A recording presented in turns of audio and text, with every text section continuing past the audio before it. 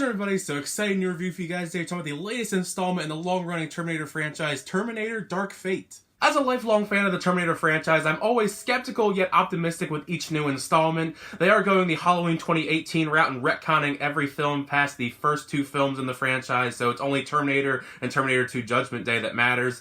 Plus, they got Sarah Connor herself back, Linda Hamilton for this one, and James Cameron is, in some capacity, returning as a producer, and he also has a story credit. In this installment, though, Sarah Connor is back, and with the help of an augmented human from the future, she must protect a young girl named Danny from a new Terminator called the Rev 9. While I don't think this film captures that same greatness of the first two Terminator films, I definitely think that there is some fun to be had with this, although there are some problems as well. The action elements, I think, are one of the strong things in this film. There is actually a lot of really entertaining action scenes, especially some that kind of reminded me of Terminator 2 Judgment Day with the whole chase. Actually, the very beginning of the film starts right out with this amazing chase sequence that kind of gets the blood pumping just right off the bat, doesn't waste any time delving into a lot of dialogue. It's right into this crazy long action scene. It's a huge benefit that this is actually rated R, unlike Terminator Genisys and Terminator Salvation, because they get to show a lot more brutal, violent Terminator on Terminator action in this one that was missing in those two films. One of the things that really elevates this over the other attempts at Terminator sequels is Linda Hamilton returning as Sarah Connor.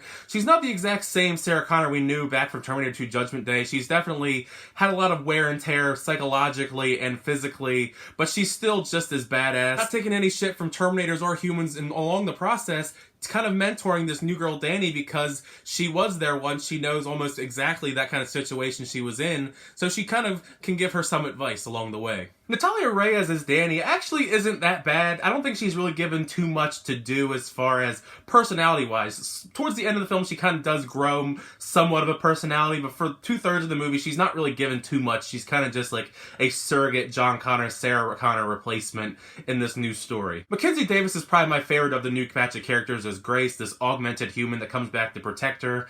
I think she's given the most depth, and she also gets a lot of really amazing action scenes in the movie. She is kicking ass and taking names, and it's just awesome to watch her take on the Rev 9. The thing with the Rev 9, though, it looks amazing. I think it's a really cool design. It's awesome it can split into two and take on somebody, but it really isn't anything super interesting or new to the franchise. We've already had the T-1000 and all the crazy abilities. It's almost like a more watered down version of that, just with crazy splitting in two powers.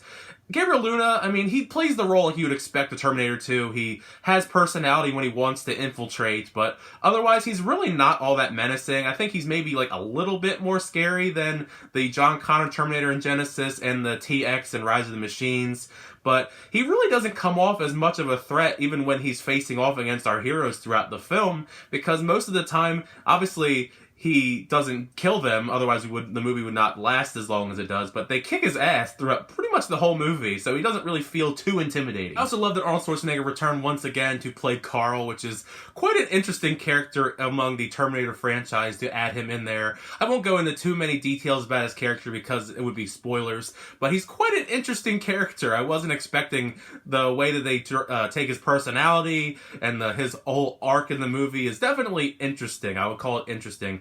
Somewhat convoluted in some ways. Most of the story itself is kind of convoluted, and that's kind of one of the hindrances of it. Is some of it is you're just supposed to just accept it, and they don't really try to explain it. The whole stuff with Skynet, and they're not around, they've been replaced by something called Legion. It just doesn't really add up too much if you try to think too much about the whole time travel element. Even still, it is awesome to see after all these years Linda Hamilton and Arnold Schwarzenegger back together again on the big screen with the Terminator franchise. But overall, while I don't think this is as good as the Terminator and Terminator 2 Judgment Day, I think there is enough fun to be had with this installment where you could enjoy it, even maybe for some nostalgia purposes. It does kind of take that whole Star Wars The Force Awakens kind of formula where they bring back the old characters you loved, inject some new characters to try and build this new saga, because I know they're trying to do a 3-part series for this. We'll see if we get to number 2. They haven't gotten to number 2 any other time, because they tried to do a trilogy with Salvation and Genisys, so we'll see how this one does. Maybe we'll get a follow-up. I kind of would be curious to see where they would take these characters and put them in another installment, because this doesn't have an annoying cliffhanger stinger like Terminator Genesis does, but it leaves the door open if they actually are successful enough to make another film. Now that you've heard my thoughts on Terminator Dark Fate, make sure you leave a comment in the comment section down below. What did you think of the film if you've seen it? Did you like it? Did you not like it? Also, how would you rank this among the other many Terminator films in the long-running franchise? Obviously, Terminator 1 and Terminator 2 are way up there. Like I said earlier, I'd probably put this right underneath. But let's get a discussion going, because I'm sure all y'all have different answers. Let's talk about all things movies here, because you know I enjoy it. But thank you so much for checking out my review. If you enjoyed it, make sure you give it a like. Hit that subscribe button if you want to keep making movie reviews, trailer reactions, unboxings, and more. But until next time, I'll see you guys later.